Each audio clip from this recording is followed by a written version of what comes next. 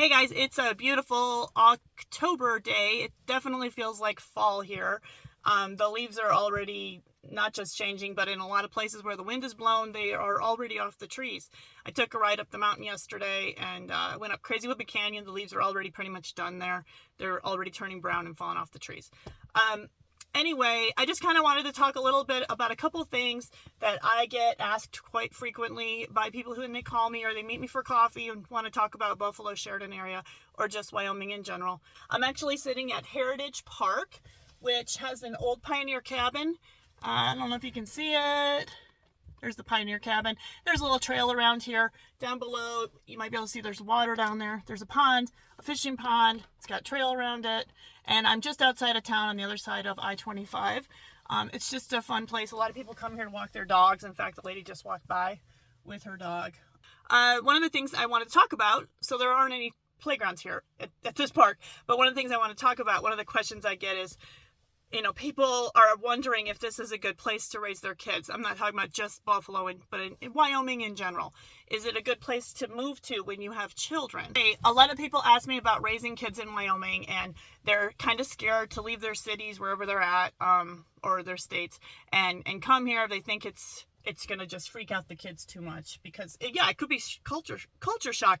If you're coming from a city, it's going to be culture shock for you too, but it could be culture shock for your kid depending on how old your kid is and how, really it depends on how old your kid is. I feel like the younger your kid is, the easier it is for them to assimilate to this different culture.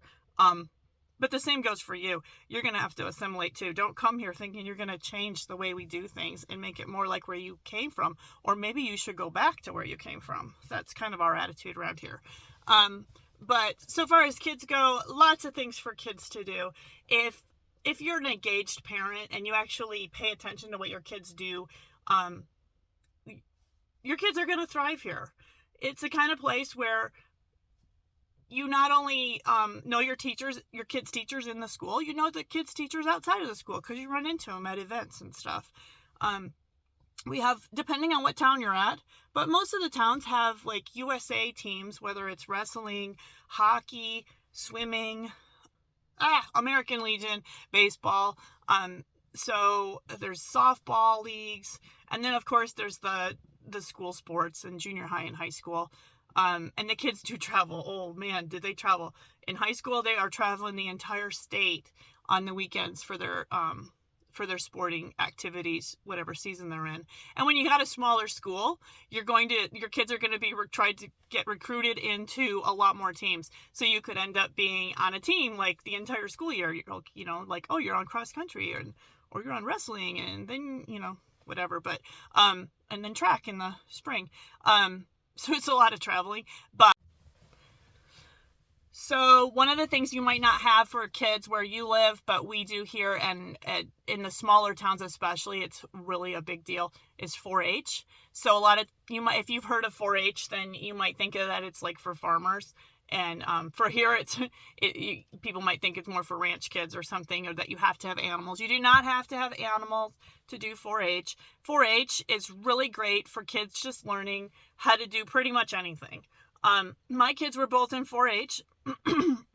They did have some chickens. So my son showed his chicken, and then my daughter showed her cat at the county fair. And then otherwise, they both did shooting sports. They both did archery. So they learned how to shoot a bow and arrow. And they'd have competitions for that. And then my son moved into shooting sports, learning how to use a rifle and all that. And they'd meet a couple times a month at the shooting range. And they'd learn about gun safety, all that kind of stuff. My daughter did sewing in 4-H. My son did photography. My daughter did cooking.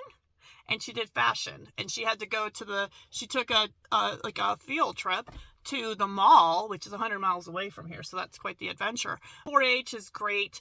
You compete, you show your stuff that you've done, you've worked on through the year. You show it at the county fair.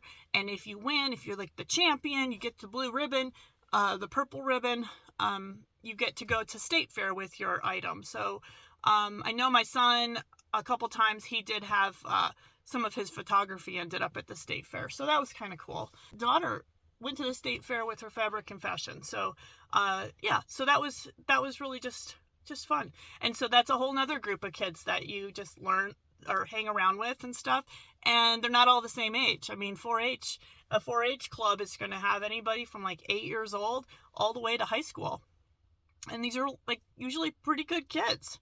So it's just kind of fun. There's lots of different clubs. You just try to get into a club, and then you stick with that club all the way till your kids go out of 4-H. I know, like in Buffalo and Sheridan, we have YMCA's. There's a lot of activities for kids at the YMCA. Gillette has a rec center. There's activities for kids at the rec center. There's really no reason for kids to be bored around here, especially if you can get them interested in nature and just being outside. There's always something cool outside, and if you're close to the mountains, take family hikes. It's just really easy, and my kids were really into nature and like to be outdoors, so this is a great place, I think, to grow up, and I think they'd probably both tell you that.